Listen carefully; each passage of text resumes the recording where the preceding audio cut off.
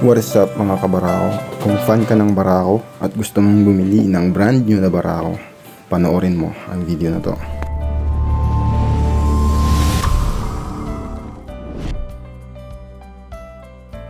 At sa video nga ito, pag-uusapan natin kung ano yung mga issue na encounter natin matapos ang mahigit isang taon na paggamit sa barako.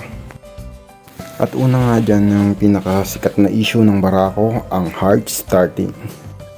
Bakit nga ba hard starting ang barako? Or hindi naman talaga hard starting ang barako?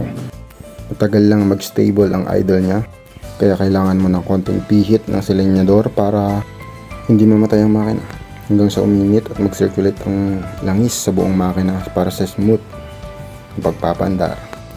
Yes, kailangan mong painitin kasi pag hindi mo pinainit, pag pinandar mo, sinisinok minsan mamamatay. Kaya kailangan talaga nating i-cold start every morning. At yung pangatlong issue naman niya is yung center stand niya. Medyo may kalambutan na.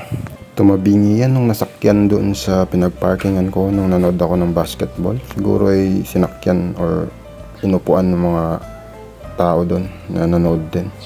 Binalik ko na lang pero hindi ko na ibalik sa dati. Medyo yupi siya.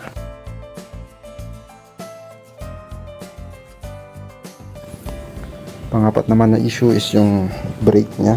Both rear and front is medyo sa drum brake. Typical na drum brake is may na yung kapit niya.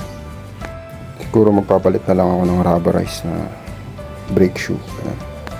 Lastly, yung headlight niya, hindi gaano malakas yung ilaw pero pwede na. Kung gusto mo ng malakas-lakas naman na ilaw, palitan mo ng LED light.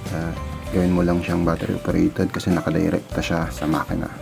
Or magdagdag ka na lang ng mini driving light para mas maliwanag sa daan at mas malawak yung kita mo. So far, yun pa lang yung mga issue na encounter ko sa ating barako tapos ang mahigit isang taon. Yung hard starting or yung pagsisinok na nawawala naman pag mainit na yung makina, yung brake niya, yung center stand niya at yung headlight niya. So far, all goods naman. Wala pang napapalitan sa buong makina. Lahat-lahat, all stock pa. Yung gulong lang sa likod ang napalitan ko. Kasi pud-pud na. Kaya pinalitan ko ng power tire para medyo matagal-tagal naman.